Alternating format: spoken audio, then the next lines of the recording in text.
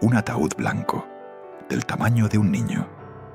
Eso es lo primero que hay que entender antes de contar nada más. En julio de 1981, en un pequeño cementerio a las afueras de París, una mujer de 43 años se sostiene apenas de pie frente a esa caja. No grita, no se derrumba en el suelo como en las películas. Se queda inmóvil, con los ojos abiertos, mirando algo que ningún padre debería tener que mirar jamás.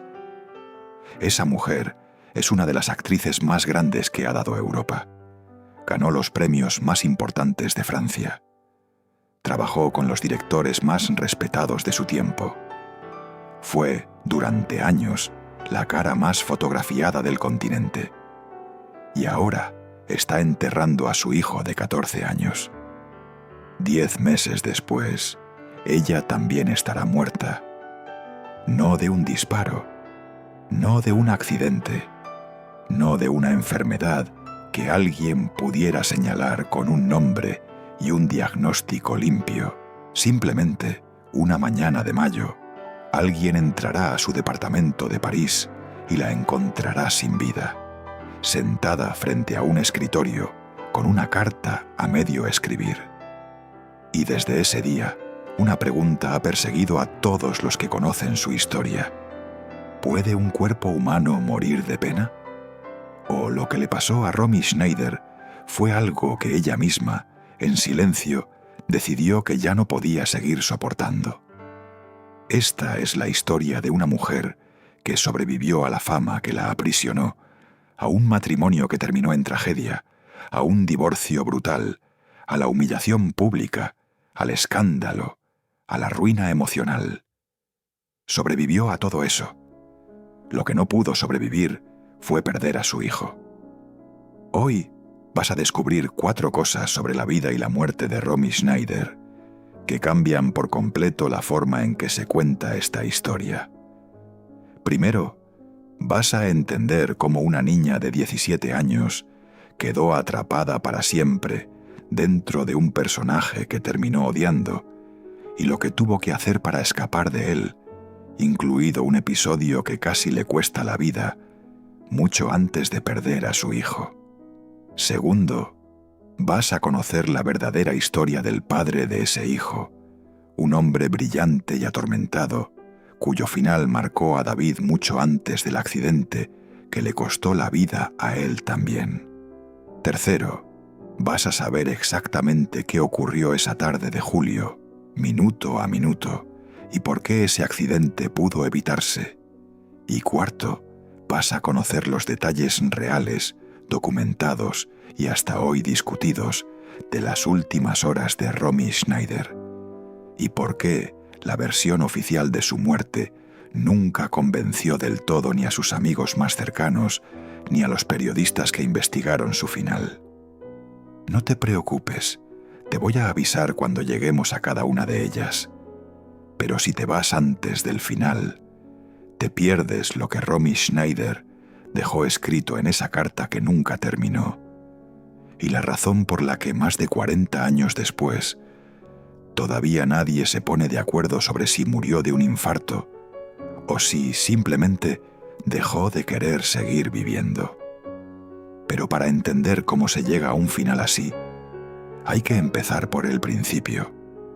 Y el principio de Romy Schneider es, en realidad, la historia de una prisión con las paredes hechas de cámaras de cine. Nació en Viena en 1938 con el nombre de Rosemarie Albach. Su madre, Magda Schneider, era una actriz reconocida en el cine alemán de esa época. Su padre, Wolf Albach-Retty, también trabajaba en el mundo del espectáculo. Rosemarie creció entonces entre estudios de filmación, ensayos y estrenos, como si el cine fuera simplemente el aire que se respiraba en su casa. No hubo una infancia normal, esperando a que ella decidiera si quería dedicarse a la actuación. La actuación ya estaba decidida antes de que ella pudiera opinar. A los 15 años ya trabajaba frente a una cámara, pero fue a los 17, en 1955, cuando su vida cambió para siempre, y no necesariamente para bien. Ese año protagonizó Sisi, la película sobre la emperatriz Isabel de Austria. Fue un éxito colosal en toda Europa de habla alemana. Las salas se llenaban semana tras semana. Las revistas la ponían en cada portada. Los productores, viendo la cantidad de dinero que generaba cada entrega, hicieron 2 secuelas más, casi de inmediato, casi sin darle tiempo a ella de decidir si quería seguir contando esa misma historia. Y así, en apenas 3 años, la joven Rosemarie Albach dejó de existir para el público. En su lugar quedó Sisi, una muñeca perfecta, dulce, ingenua, vestida de encaje, que millones de personas en Alemania y Austria adoraban sin cuestionar absolutamente nada. El problema es que a ella ese personaje empezó a asfixiarla. Quería ser tomada en serio como actriz. Quería papeles complejos, historias adultas, directores que la retaran de verdad, guiones que no terminaran siempre con la misma sonrisa forzada y el mismo vestido de gala. Pero el público solo quería ver a Sisi una y otra vez. Cada entrevista terminaba con la misma pregunta. Cada aparición pública se convertía en una comparación con el personaje. Y ella empezó a entender algo que muchas figuras atrapadas en un papel exitoso terminan entendiendo demasiado tarde. El éxito, cuando se convierte en jaula, deja de sentirse como éxito. Por lo tanto, hizo algo que en la Alemania de finales de los años 50 resultaba casi impensable para una estrella de su magnitud. Se fue. Cruzó la frontera hacia Francia. Dejó atrás el idioma en el Linnochentosen, que la conocía todo un continente, y empezó de cero en un país donde nadie le debía nada, ni esperaba de ella una repetición eterna del mismo rol. No hablaba francés con fluidez. No tenía garantizado ningún contrato. Lo único que tenía era la certeza de que prefería fracasar intentando algo distinto antes que seguir triunfando dentro de una imagen que ya no soportaba. Antes de dar ese paso, hubo años en los que Romy intentó sostener las 2 cosas a la vez.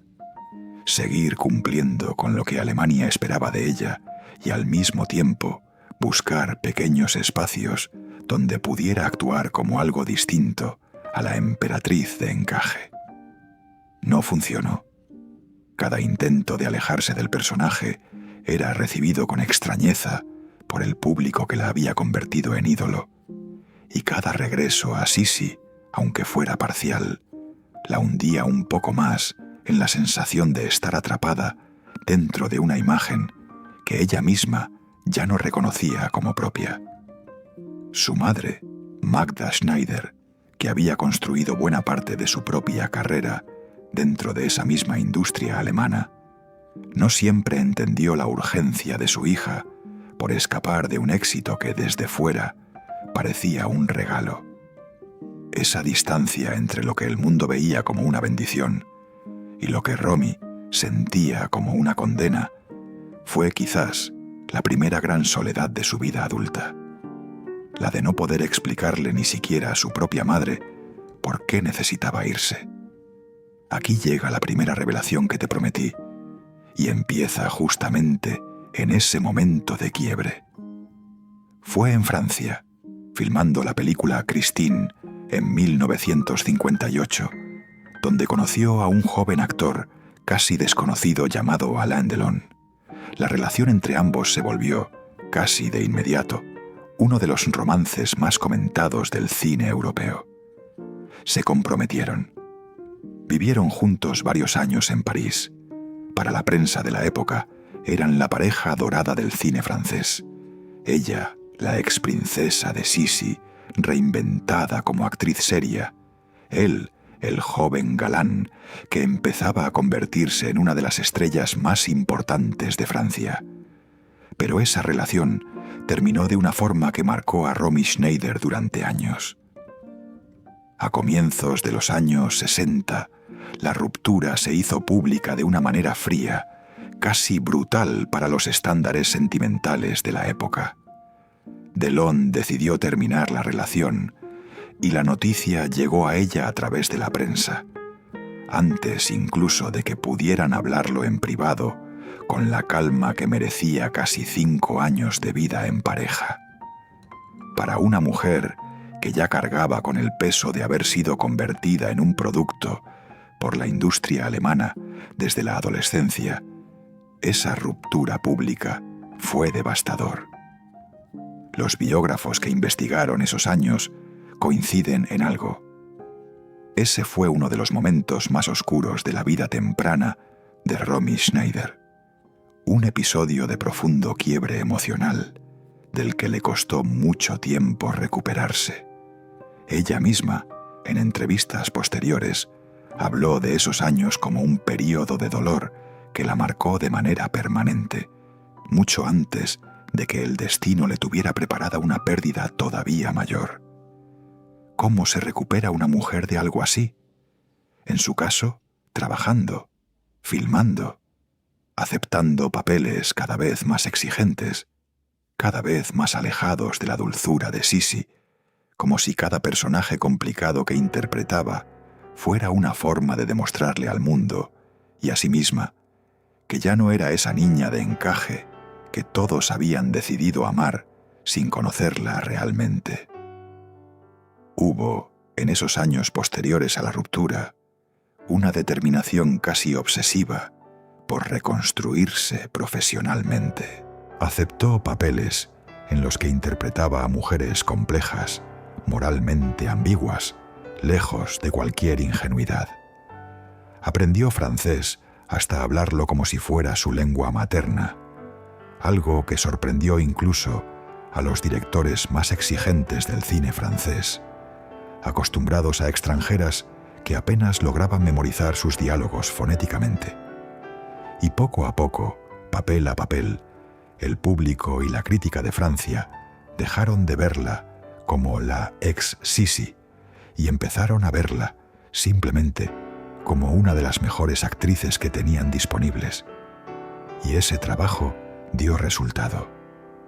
Durante los años siguientes, Romy Schneider construyó papel a papel una carrera que terminó por ganarse el respeto absoluto de la crítica francesa.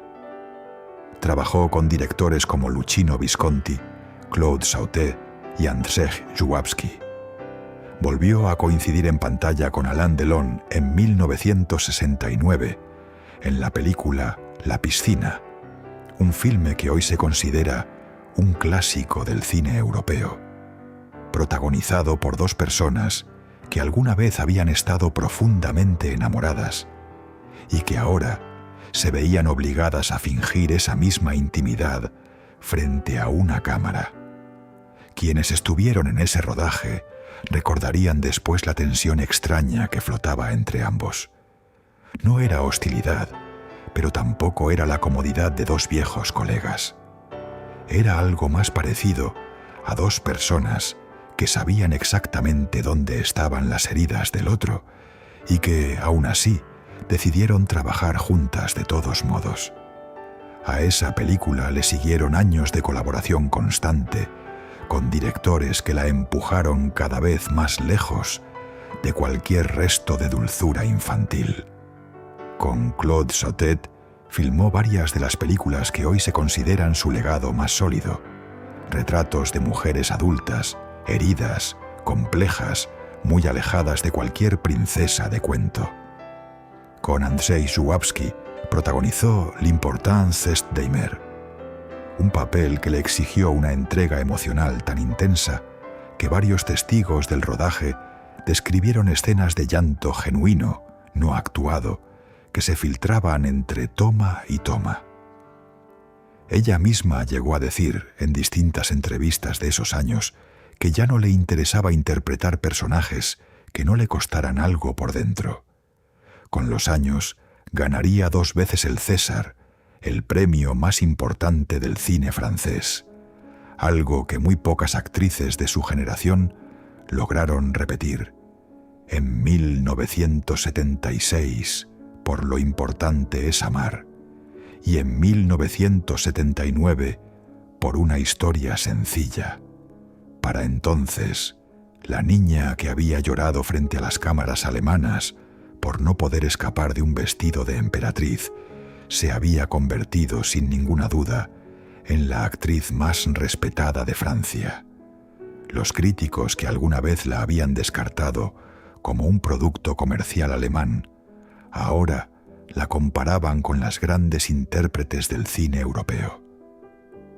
Había ganado, finalmente, la batalla que había empezado casi 20 años atrás, cuando cruzó aquella frontera sin saber una palabra de francés.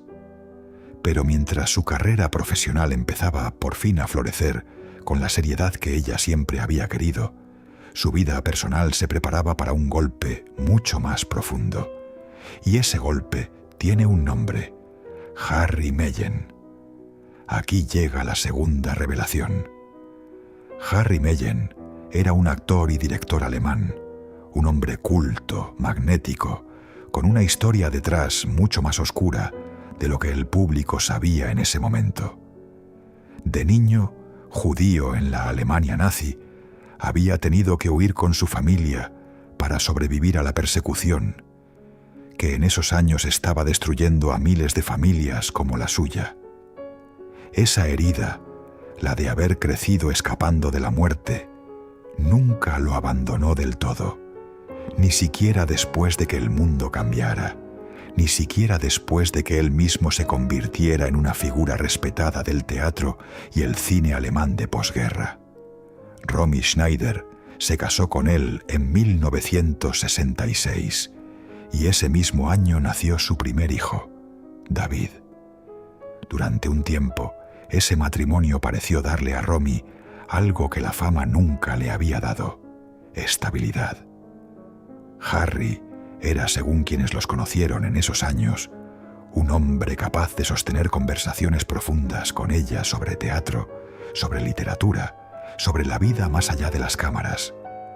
Pero el peso de su propio pasado, sumado a la presión de vivir bajo la sombra de una esposa cuya fama internacional lo superaba con facilidad, empezó a desgastarlo poco a poco. Se divorciaron en 1975, después de 9 años de matrimonio. Y aquí está el dato que pocas veces se cuenta con el peso real que merece. 4 años después del divorcio, en 1979, Harry Meyen se quitó la vida en su departamento de Hamburgo.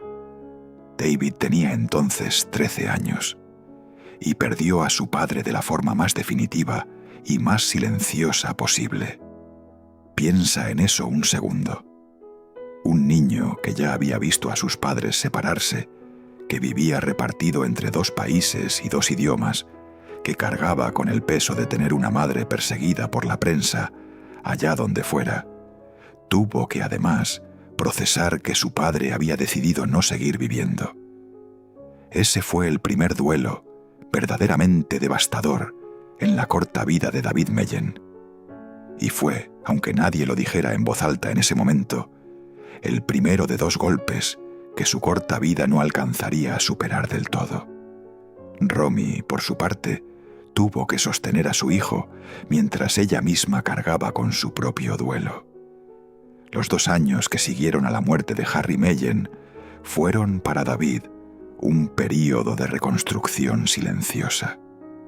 Repartía su tiempo entre París, donde vivía con su madre, cuando el trabajo de ella se lo permitía, y las visitas a la familia de su padre, que se convirtieron en una de las pocas formas que tenía de mantener viva la memoria de Harry. Quienes trataron a Romy en esos años describieron a una madre que intentaba, con una dedicación casi desesperada, compensar con presencia todo lo que la fama y el trabajo le habían robado de tiempo con sus hijos en años anteriores. Se esforzaba por acompañarlo, por estar disponible, por no repetir con David la misma ausencia que ella había sufrido de niña, atrapada entre rodajes y contratos que otros firmaban por ella. Ya se había vuelto a casar, esta vez con Daniel Biasini, un hombre que había trabajado como su asistente y que era considerablemente más joven que ella, con quien tuvo a su segunda hija, Sara, en 1977. Durante un tiempo, ese segundo matrimonio pareció ofrecerle algo parecido a un nuevo comienzo. Una familia recompuesta, una hija pequeña, la posibilidad de dejar atrás el peso de los últimos años. Pero la diferencia de edad, la presión constante de los medios y sobre todo el peso emocional que Romy arrastraba desde la muerte de Harry Meyen, terminaron por desgastar también esa relación. Se separaron en 1981, apenas meses antes de la tragedia que estaba por llegar. Para 1981, Romy Schneider ya había atravesado 2 divorcios, la muerte por suicidio del padre de su primer hijo, años de escrutinio mediático despiadado y una carrera que, aunque artísticamente exitosa, la había desgastado física y emocionalmente. Bebía más de lo que debía, dormía mal y aún así seguía trabajando, seguía filmando, seguía siendo ante las cámaras la actriz disciplinada que todos admiraban. ¿Cómo es posible que una mujer que ya había sobrevivido a tanto no lograra sobrevivir a lo que vino después? La respuesta empieza a tomar forma en julio de 1981 y es mucho más difícil de escuchar de lo que imaginas. Pero antes de llegar ahí, hay algo más que hay que entender sobre esos meses previos. David, en esa etapa, era descrito por quienes lo conocían como un chico despierto, curioso, con la energía inquieta propia de los 14 años. Pasaba temporadas con su madre en París, temporadas con la familia de su padre fallecido. Y esas vacaciones de verano de 1981 las estaba pasando en la casa de sus abuelos paternos, en un pueblo del sur de Francia, lejos del ruido mediático que rodeaba constantemente a su madre. Era, en apariencia, un verano tranquilo. Días largos, calor de julio, la clase de rutina veraniega que cualquier adolescente europeo de esos años reconocería sin esfuerzo. Bicicleta, juegos con otros chicos del pueblo, las tardes que se estiraban hasta que alguien llamaba desde la puerta de la casa, avisando que la cena estaba servida. Y fue justamente esa normalidad, esa aparente falta de amenaza en cualquier detalle del día, la que hizo que nadie pudiera anticipar lo que estaba a punto de ocurrir. Aquí llega la tercera revelación. La propiedad de los abuelos tenía una verja alta de hierro, con puntas decorativas en la parte superior, de esas que existen en tantas casas antiguas europeas, pensadas para la estética y para la seguridad, no para lo que estaba a punto de suceder esa tarde.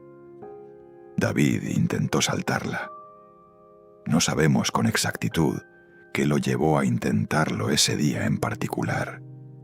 Si fue un juego, una apuesta consigo mismo, la simple imprudencia de un adolescente que no mide el peligro de la misma forma que un adulto. Ningún relato serio sobre su vida se atreve a inventar ese detalle, y esta historia tampoco lo va a hacer. Lo que sí se sabe, porque quedó documentado por quienes estaban presentes ese día, es lo que ocurrió después. Al saltar, David quedó empalado en una de las puntas de la verja. La herida fue devastadora. Fue trasladado de urgencia a un hospital, pero las lesiones eran demasiado graves para revertir lo que ya había ocurrido.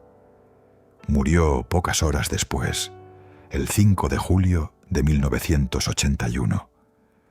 Romy Schneider tuvo que viajar hasta ahí, sabiendo que no llegaría a tiempo para despedirse de su hijo con vida.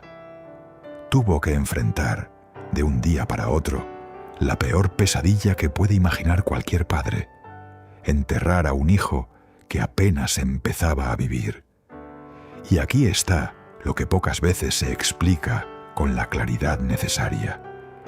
La muerte de David no llegó como un rayo en un cielo despejado. Llegó apenas 2 años después de que el padre del niño se quitara la vida. Llegó en medio de una racha de pérdidas que ya habían dejado a esa familia al límite de lo soportable. Por lo tanto, cuando Romy Schneider recibió la noticia del accidente, no estaba recibiendo simplemente una tragedia aislada. Estaba recibiendo el segundo golpe mortal sobre la misma herida que Harry Meyen había abierto 2 años antes. El funeral se realizó en un pequeño cementerio, lejos del glamour de las alfombras rojas que habían acompañado buena parte de la vida pública de Romy. Los fotógrafos, que durante décadas la habían perseguido en cada evento, en cada ruptura, en cada aparición pública, también estuvieron ahí ese día, disputándose la imagen de una madre enterrando a su hijo. Ese contraste, el de una mujer que había construido su vida entera frente a las cámaras y que ahora tenía que vivir su dolor más íntimo bajo esas mismas cámaras, resume de forma brutal lo que significó ser Romy Schneider durante casi 30 años. En los días siguientes al entierro, las revistas de Francia y Alemania publicaron páginas enteras dedicadas a la tragedia. Algunas lo hicieron con respeto, otras con la misma voracidad con la que durante años habían perseguido cada detalle de su vida amorosa. Hubo quienes buscaron entrevistarla apenas horas después del funeral, quienes intentaron fotografiarla en su momento de mayor vulnerabilidad, como si el dolor de una madre fuera también un producto más para vender. Romy, que había pasado toda su vida adulta aprendiendo a convivir con esa exposición constante, se replegó como pocas veces lo había hecho antes. Cancelaba compromisos, rechazaba entrevistas. Se aisló en su departamento de París durante semanas. Los que trabajaron con ella después de julio de 1981 coinciden en algo. Romy Schneider ya no era la misma persona. Seguía yendo a los rodajes. Seguía cumpliendo con sus compromisos profesionales, porque así había sido entrenada desde niña, a no fallarle nunca al trabajo, pasara lo que pasara en su vida privada. Durante esos meses finales, llegó a filmar lo que sería su última película, La Passante du Sans-Souci, que se estrenaría después de su muerte. Pero algo en ella se había apagado. Amigos cercanos hablaron, con el paso de los años, de una mujer que dormía cada vez menos, que bebía cada vez más, que parecía cargar un peso que ya no lograba disimular, ni siquiera frente a las cámaras que también conocía desde la infancia. A comienzos de 1982, apenas meses después de enterrar a David, Romy tuvo que someterse además a una cirugía delicada de riñón. Su cuerpo, que ya venía debilitado por el insomnio, el alcohol y el peso emocional de los últimos años, quedó todavía más frágil después de esa operación. Quienes la visitaron durante su recuperación describieron a una mujer físicamente disminuida, que hablaba poco, que parecía estar cumpliendo con la vida más que viviéndola. ¿Cuánto tiempo puede un cuerpo sostener un dolor así antes de romperse? La respuesta llegó apenas 10 meses después de la muerte de su hijo. Aquí llega la cuarta revelación, la más oscura de todas, y es probablemente la más difícil de contar con precisión, porque incluso hoy, más de 4 décadas después, sigue siendo un tema debatido entre biógrafos, periodistas y quienes conocieron a Romy Schneider de cerca. El 29 de mayo de 1982, Romy Schneider fue encontrada sin vida en su departamento de París. Tenía 43 años. La versión oficial, la que quedó registrada, señala un paro cardíaco. En los meses anteriores, como ya dijimos, Romy había atravesado una cirugía delicada de riñón y su salud llevaba tiempo deteriorándose visiblemente.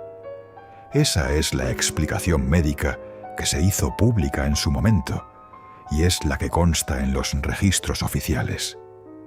Quien la encontró esa mañana fue alguien cercano a ella, que llegó al departamento con la rutina de cualquier otro día y se topó, en cambio, con el silencio equivocado.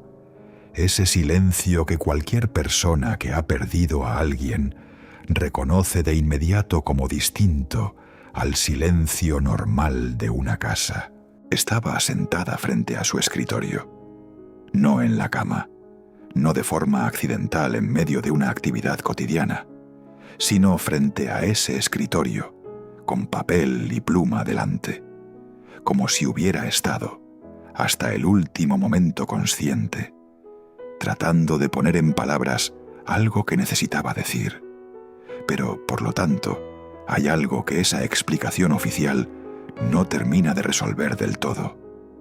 Quienes estaban cerca de ella en ese último año describieron a una mujer que bebía en exceso, que apenas dormía, que había perdido buena parte de la voluntad de cuidarse a sí misma después de la muerte de David.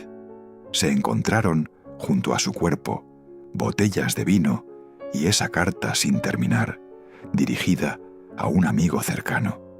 El contenido exacto de esa carta nunca se hizo completamente público, lo cual ha alimentado durante décadas las especulaciones sobre su verdadero estado de ánimo en esas últimas horas de vida.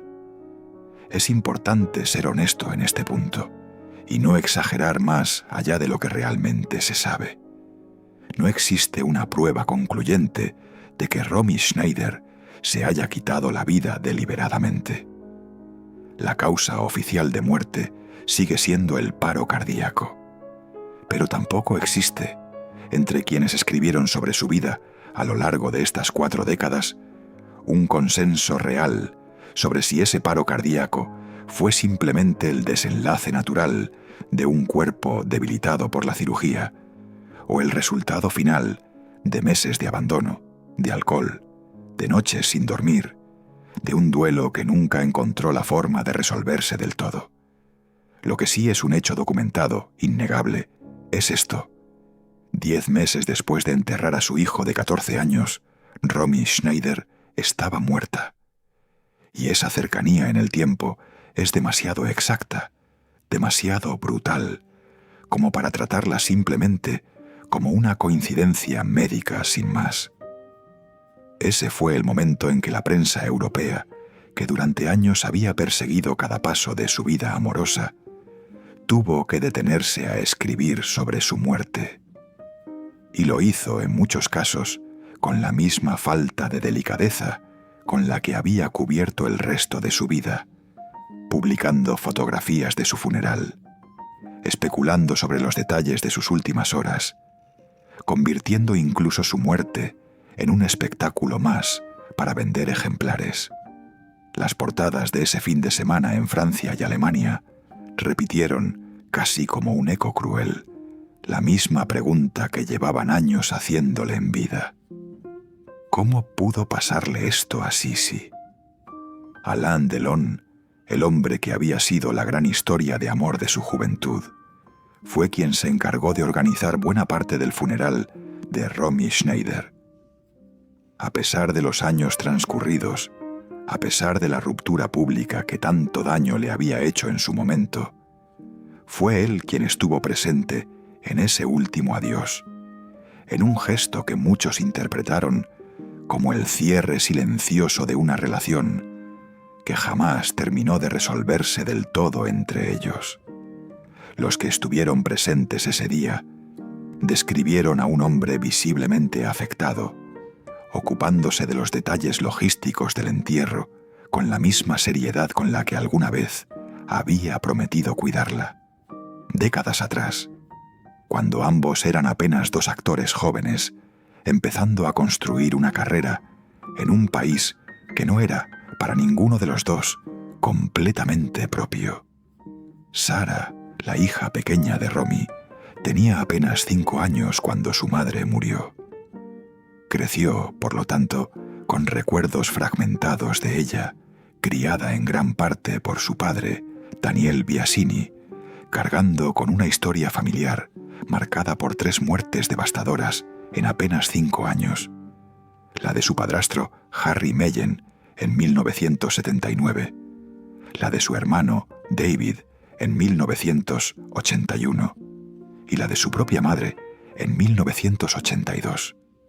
Con el tiempo, ya adulta, Sara Biasini decidió acercarse ella misma al mundo de la actuación, en parte, según ha contado en entrevistas, como una forma de reconectar con la memoria de la madre que apenas alcanzó a conocer. Ha hablado, con mesura y sin sensacionalismo, de lo que significa cargar con un apellido que para el resto del mundo representa tragedia, talento y leyenda al mismo tiempo, y para ella representa, sencillamente, una madre ausente. La familia Schneider, que en la superficie representaba glamour, éxito y reconocimiento internacional, se convirtió, en la vida real, en un ejemplo devastador de cuánto puede soportar un ser humano antes de que el cuerpo, de una forma u otra, decida que ya no puede más. Y aquí está la pregunta que sostiene toda esta historia. ¿Fue un infarto, sin más? ¿O fue el cuerpo de una mujer que después de perder a su hijo ya no encontró ninguna razón suficiente para seguir cuidándose a sí misma? Nadie puede responder eso con certeza absoluta, ni siquiera hoy, con la distancia de más de 4 décadas y el acceso a decenas de biografías, documentales y testimonios directos de quienes la conocieron. Pero lo que sí sabemos, lo que quedó registrado en cada relato de quienes estuvieron cerca de ella en esos últimos meses, es que Romy Schneider dejó de luchar por su propia vida mucho antes de que su corazón se detuviera definitivamente. Ese fue el precio invisible de un duelo que nadie a su alrededor supo cómo ayudarla a sostener del todo. Hoy, cuando se habla de Romy Schneider, se recuerda casi siempre a la Sisi eterna, a la actriz que trabajó con los directores más importantes de Europa, a la mujer que protagonizó uno de los romances más comentados del cine francés del siglo XX. Pocas veces se cuenta esta otra parte, la de una joven que sobrevivió a una ruptura pública devastadora, la de una madre que sobrevivió a un divorcio brutal, a la muerte por suicidio del padre de su hijo, y que apenas 2 años después tuvo que enterrar a ese mismo hijo con 14 años, y que 10 meses más tarde no logró seguir sosteniéndose a sí misma. No hubo cártel, no hubo médico corrupto, no hubo conspiración detrás de esta historia. Hubo simplemente una mujer que cargó más pérdidas de las que un ser humano debería tener que cargar en tan poco tiempo. Y eso, sin necesidad de inventar absolutamente nada más, ya es una de las historias más desgarradoras que ha dejado el cine europeo del siglo XX. Con el paso de los años, biógrafos e historiadores del cine han vuelto una y otra vez sobre estos mismos hechos, intentando entender cómo una misma familia pudo atravesar 3 muertes devastadoras en un lapso tan corto. Algunos han querido ver en ello una especie de maldición, una fatalidad que perseguía a los Schneider desde generaciones atrás. Otros, con una mirada más sobria, prefieren hablar simplemente de una acumulación de dolor que ningún sistema de apoyo, ni siquiera el que podía pagar una de las actrices mejor remuneradas de Europa, logró contener a tiempo. Ninguna de las 2 lecturas necesita exagerar nada. Los hechos, tal como ocurrieron, ya son suficientemente devastadores por sí mismos. Queda, todavía, una pregunta abierta que nadie ha podido cerrar del todo. ¿Qué decía exactamente esa carta que Romy Schneider dejó sin terminar la noche en que murió? Ese es un misterio que hasta hoy sigue perteneciendo únicamente a ella. Y si esta historia te dejó pensando en cuánto puede soportar una madre antes de romperse, hay otra historia, la de otra actriz de esa misma generación europea, cuyo final guarda un paralelismo todavía más inquietante con el de Romy Schneider.